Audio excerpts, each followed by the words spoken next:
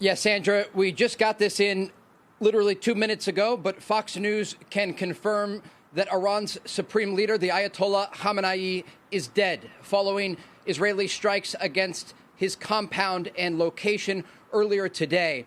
A senior Israeli official confirming this news. Earlier tonight, Israel's Prime Minister Benjamin Netanyahu describing the strikes not only against the supreme leader, but against much of the Iranian leadership. We know the breakdown in strikes focused on leadership for the Israelis and military targets initially for the Americans, and has since expanded as this campaign is expected to continue in the days and possibly even weeks ahead. As we're looking at the current situation across the region, we're also gathering new information on what the Israelis have been doing against Iran.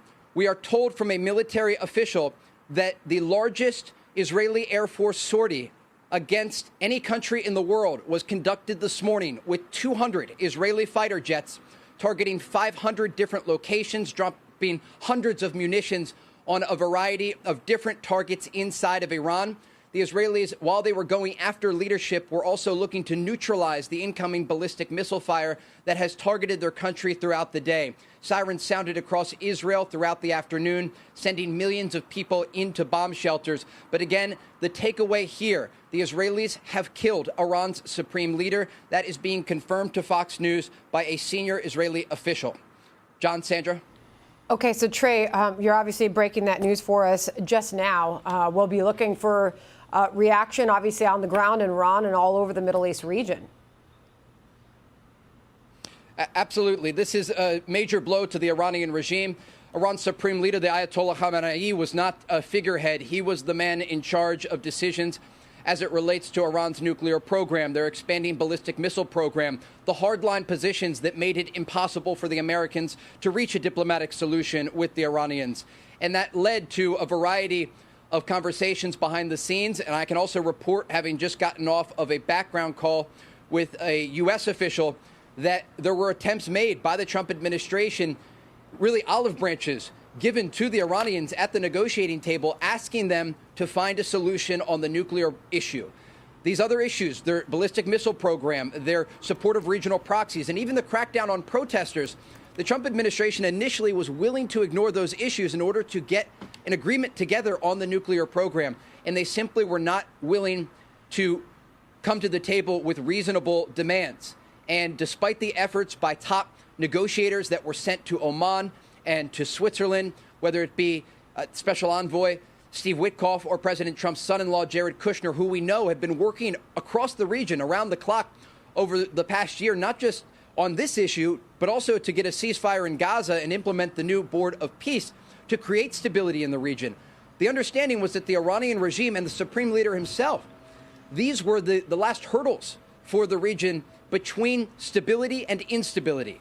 And this decision was made overnight by President Trump and Israeli Prime Minister Benjamin Netanyahu to launch these extensive strikes across Iran in order to neutralize that threat. President Trump overnight, when he made those remarks, said there could be American casualties. This is going to be a difficult fight because no war is easy, despite the fact that by tomorrow the Israelis believe they will have air superiority over the skies of Iran. But we have seen the Iranian response today, not just here in Israel, with the ballistic missile fire targeting major population centers, including Jerusalem, Tel Aviv, and Haifa, but also Gulf countries, Bahrain, the UAE, and Qatar. A regional diplomat telling Fox News this evening that 8 people were injured in Qatar during one of the attacks. One of them is in critical condition. And so there are serious consequences to this counterattack by Iran. But again, tonight, the news that is breaking across the region, Iran's supreme leader, the Ayatollah Khamenei, according to a senior Israeli official, has been killed. So, Trey, if that report from the senior Israeli official is correct, the big question is what comes next. The Ayatollah was 86 years old. I imagine that in the theocracy of Iran, they have got clerics lined up to take that position in the same way that they have planes lined up over Ben Gurion on the landing approach. So what does that mean for the future there in terms of the theocracy if that were to continue? Israel is looking east right now to the threat from Iran, but they're also looking north and south. Iran's largest proxies are Hezbollah, the Lebanese militant group in southern Lebanon, and the Houthis in Yemen. Hezbollah, according to an intelligence official I spoke to recently, still has thousands of rockets and missiles, and around half of them are within range of Israeli cities. And this is a serious threat still posed to Israel, despite the fact that the Israelis have degraded and destroyed much of the Hezbollah arsenal.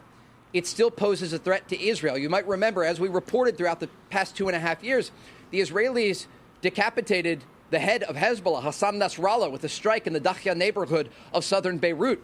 They went after the missile launching positions we saw on the ground there in southern Lebanon as the Israelis meticulously moved field by field and cave by cave to go after these positions that had been dug into the sides of mountains.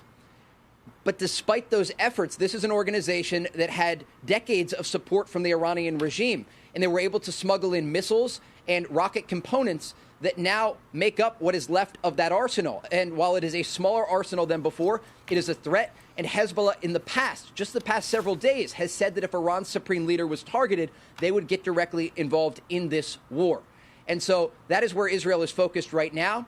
As it relates to the situation on the ground in Iran, we do have to step back amid all of this military action and these serious decisions that were made by President Trump and Israeli Prime Minister Benjamin Netanyahu.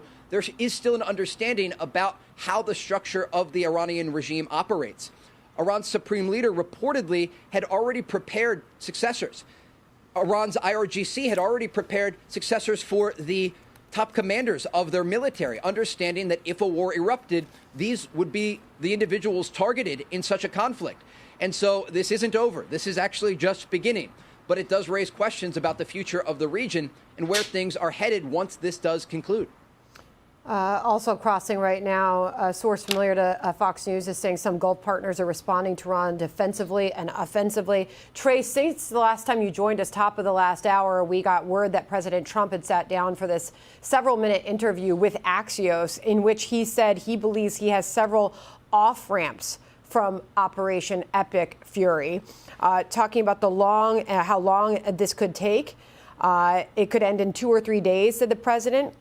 He could tell the Iranians, see you again in a few years if you start rebuilding your nuclear and missile programs. This was about a 5-minute interview that the president conducted, but suggesting there could still be a diplomatic solution or opportunity, Trey. Absolutely. This is the Peace Through Strength initiative that the president ran on when he was running for his second term. And when you look at the region, there are players in the region, including the Iranians, that often only understand strength. And that is a fact in the Middle East. And it's the reason that the Israelis have approached the conflicts that they are involved in the way that they have. As it relates to Iran and the possibility of a diplomatic off-ramp, if this does continue for a number of days and the regime is weakened, we have already heard in interviews that took place today from other outlets with Iran's foreign minister, who indicated at least a small interest in a diplomatic path, understanding that at the end of this, the Iranian regime had one major factor, one lever to pull, and that was their ballistic missile program. Now, while they still will fire ballistic missiles, likely in the days ahead, when they have no nuclear weapon, they have a limited supply of missile launchers, and their regional proxies have been decimated over the past 2.5 years, it raises a very significant question. What does Iran have left to fight with if this is an extended campaign that lasts for several days or several weeks? They certainly do pose a threat. They have anti-ship missiles. They have ballistic missiles. But their ability that they had, and really we should look at October of 2023, the ability that they had before the war began with Hamas launching the brutal massacre into southern Israel on the morning of October 7th. When you think back 2.5 years ago, this is a totally different Iranian regime. It is a weakened regime. It is a regime that cracked down on protesters, slaughtering, according to President Trump, 32,000 of their own civilians. That's behavior from a regime that is cornered, understanding that they have very limited options of how to respond. And so the days ahead will be quite interesting to see how the Israelis and the Americans move forward with strikes against Iran. But certainly in these situations, we have often seen temporary ceasefires when conflict erupts in order to get some sort of deal together. And just one concluding point here that I want to note. Back during the 12-day war in June of 2025, as we reported here on the ground amid heavy incoming ballistic missile fire, That war was unfolding with casualties here in Israel, more than 24 people killed. The Israelis launching a series of strikes across Iran, trying to take out those air defense systems.